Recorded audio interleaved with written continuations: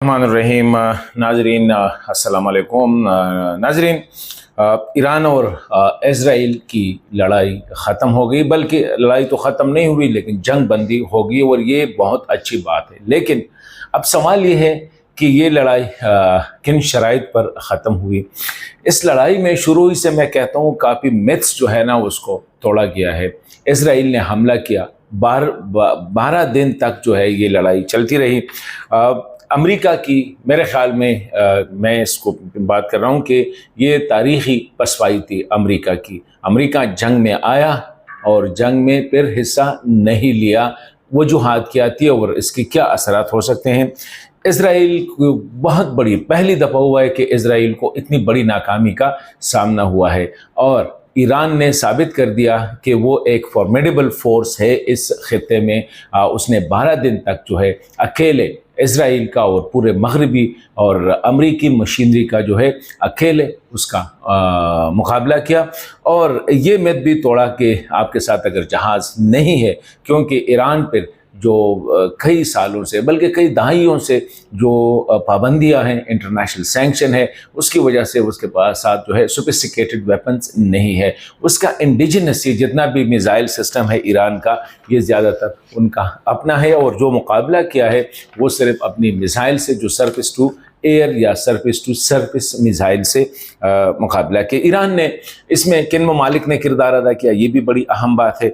लेकिन इज़राइल ने आज से 12 दिन पहले अचानक ईरान पर हमला किया और ये हमला ऐसा था कि दुनिया की कोई ताकत भी इसकी जो है इसकी अप्रूवल नहीं दे सकता था और वो जो है हर किसी ने इसकी मजम्मत की। द रीज़न वाज कि Iran international atomic energy agency के साथ कोऑपरेट कर रहा था, NPT पे दस्तखत किए हैं।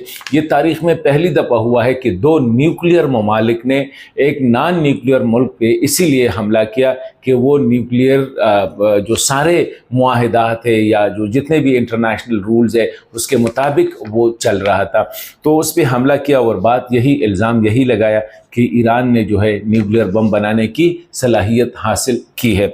इसी हवाले से जो उनके अहम तनसीबात थे नतंज में, अस्फ़हान में और फरदाओं में, उसको निशाना बनाया। 12 दिन मुसलसल लड़ाई रही। 12 दिन मुसलसल जो है इज़राइल ईरान पर मिसाइलों के हमले होते रहे। ईरान काउंटर में, मुकाबले में फिर उसने इज़राइल पे अटैक किए हैं, इज़राइल पे मिसाइल दागे हैं। लेकिन सबसे बड़ी बात जो ये है कि ये तीनों साइड्स जो है असल जो ईरान के जो असल न्यूक्लियर जो तनसीबात है उसको कोई नुकसान नहीं पहुंचा है। इवन यहाँ तक कि अमेरिका ने जो उसी दिन जो B-2 से जो कहते हैं कि दुनिया की सबसे बड़ी वज़नी 30,000 पाउंड के जो बम गिराए हैं, इसके भी कोई शवाहिद नहीं है कि वो अपने टारगेट तक पहुँचे हैं। उसने हो सकता है कि वो कहाँ पे लगे हैं, कैसे लगे हैं, कितना नुकसान हुआ है, किसी को कोई पता नहीं है। बस प्रेसिडेंट ट्रंप साहब ने ऐलान किया कि हमने वो जगह मारे और हमने अपने अहदाफ हासिल किए और ईरान की जो न्यूक्लियर बम बनाने की जो सलाहियत है उसको हमने मुकम्मल तौर पर ख़त्म कर दिया। मतलब ये कि ट्रंप साहब ने कहा कि अब ईरान जो है मज़ीद वो एटम बम नहीं बना सकता है, ये उसने फौरी तौर पर ऐलान कर दिया। उधर से ईरान ने भी ये नहीं कहा। बस ईरान ने अपनी जो मुकाबला, अपनी जो वो था वो लेने के लिए, मतलब ये कि बदला लेने के लिए करीबी मुल्क जो कतर में, वहाँ पे अमरीकी अड्डे पे हमला किया, लेकिन वहाँ पे 12 मिसाइल फायर किए। लेकिन उसको तकरीबन कई घंटे पहले कतर को इन्फॉर्म किया था कि हम इसी जगह पे हमला कर रहे थे, तो वो वैसे एक जिसको हम कवर कहते हैं, कतर वो जगह को खाली किया गया। वहाँ से एयर जो सिस्टम है उसको कतर ने अपना जो फ़िज़ा है, फ़िज़ाई हदूद है, उसको बंद किया हर किस्म के ट्रैफिक के लिए। और वो जगह, और उसमें से 14 में से 13 जो है वो इंटरसेप्ट हो गए।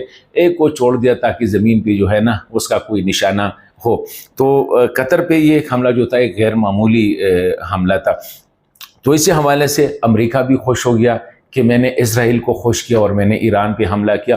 ईरान पे खुश हो गया कि जी अमेरिका ने एवी बस से काम कर दिया है کہیں جگہ جو ہے 2 میزائل داغے ہیں، ہم نے بھی کہا ہے کہ ہاں ہم نے وہ جگہ داغے ہیں، لیکن اگر اتنی بڑی تعداد میں بڑی بم جو ہے اگر ایک جگہ پہ گرے تو اس کی تباہی بھی بہت بڑی ہوتی ہے۔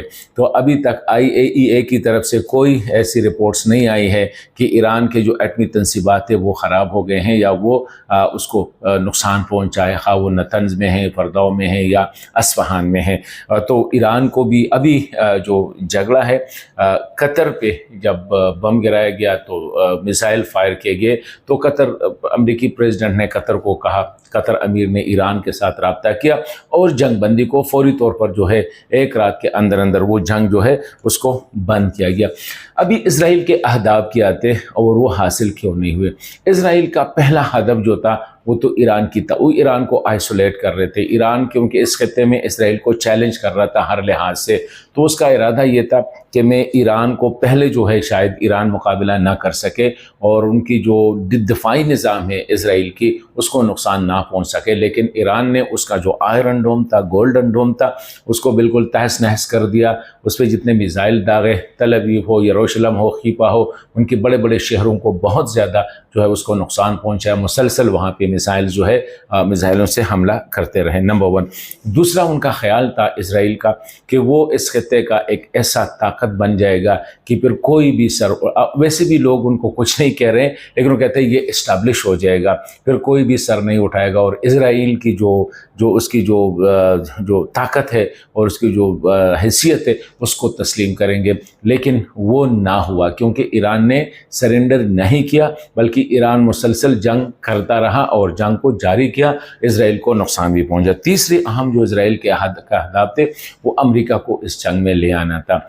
امریکہ اس جنگ میں آ جاتا تو یہ جنگ جو ہے ایران سے وسیع ہو جاتی، کیونکہ پھر ظاہری بات ہے ایران نے قطر پہ حملہ کرنا تھا، ایران نے عراق پہ حملہ کرنا تھا، ایران نے سعودی عرب میں، ایران نے جگہ جگہ پہ جہاں پہ بھی امریکی اڈے ہیں، کیونکہ 6-7 ممالک عرب ممالک میں امریکیوں کے بڑے اڈے ہیں۔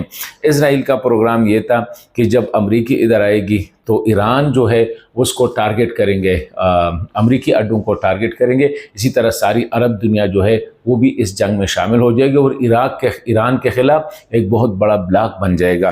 ایک تو وہ بھی اس کی جو ہے وہ کامیابی اس کو حاصل نہیں ہوئی اسرائیل کو۔ تو اوورآل اگر ہم دیکھیں تو ایران کی طرف سے جو قطر پہ حملہ ہوا یہ بڑی زیادتی اور قطر بھی توقع نہیں رکھ رہا تھا، کیونکہ قطر شروع ہی سے اس نے اسرائیلی حملے کی مذمت بھی کی تھی اور ساتھ ساتھ سفارتکاری کر رہا تھا کہ کس طرح اس جنگ کو روکے، اسرائیل اور ایران کی جنگ کو روکے۔